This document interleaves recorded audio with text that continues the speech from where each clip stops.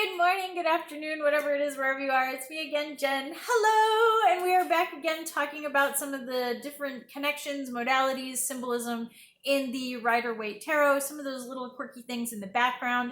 And today I have a card that I'm sure everybody has at least seen once, and it's kind of, I guess, kind of the beginning of things as well as the ending of things. It's also a super important card to me because as a writer, it is the fool's journey, the hero's journey that is in every story.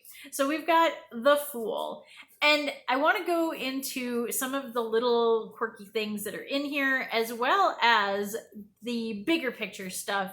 And I want to start with that, yes, the major arcana is that big picture story. So when we look at the major arcana, it's not like the pip cards and the court cards and the minor arcana. It's these big picture ideas that we all have concepts of and we all kind of know about. It's not a day-to-day event. So when you look at like a minor arcana card, it might be a day-to-day event. Usually though, when a major arcana card comes up, it's kind of a major thing. It's either a big message or a big truth or a big lesson is coming. So with the Fool, this is a new beginning, as well as kind of the end of the journey coming to closure. So we have the Zero because that is what the Fool is. It is the Zero card. The Magician is the One. The Magician is our gathering our tools. But the Fool has really not a whole lot going for him right now. He's got his little pack of stuff, which he is carrying that staff, but the staff is up on his shoulder rather than grounded like in so many other cards. So the fact that it's up on his shoulder, he lacks the stability. He hasn't really figured out how to stabilize himself yet. He's not using that staff to seek ahead of him, clearly, because he's going to go off a cliff. So we've got our Fool who is right there on the verge of things.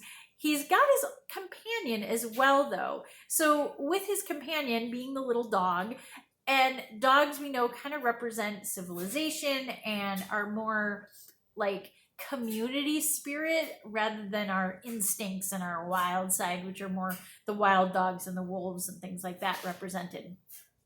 This dog is also very representative of protection, and specifically protection of the soul. So we know that, like, we've kind of always known this as humans, that dogs are protectors. I'm more of a cat person myself, but I can't deny the fact that our ancient man, where we came from, needed the dogs to train them to be protectors, to kind of be alarms for what dangers might lurk around and scout ahead of us. This Fool is clearly not really paying attention to his protector, his kind of guardian angel, four-legged variety, and so this may cause him to fall off a cliff. The dog will probably go after him. That's just kind of how dogs are. But the dog is joyful about this too. He's kind of like, hey, I just want to let you know, like, you might walk off a cliff. I'm just trying to be helpful here, man. But this is us kind of ignoring those shields or protections or things that we probably should be doing in favor of a little adventure, a little risk-taking. So while he's not really paying attention to his dog, the dog is still there, and hopefully you too have like a safety net when you're trying these little slightly risky behaviors, maybe not too risky behaviors, but we gotta learn, we gotta grow, right?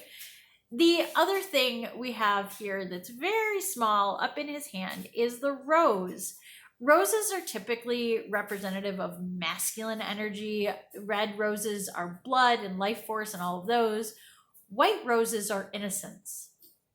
So we know that this character hasn't really experienced life yet. He is still innocent. He is still naive. He is still unsure of all these things.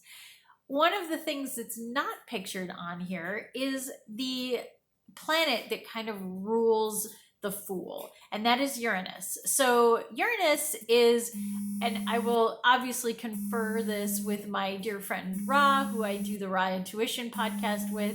She's my astrology buddy, but Uranus is kind of this big, exciting things planet.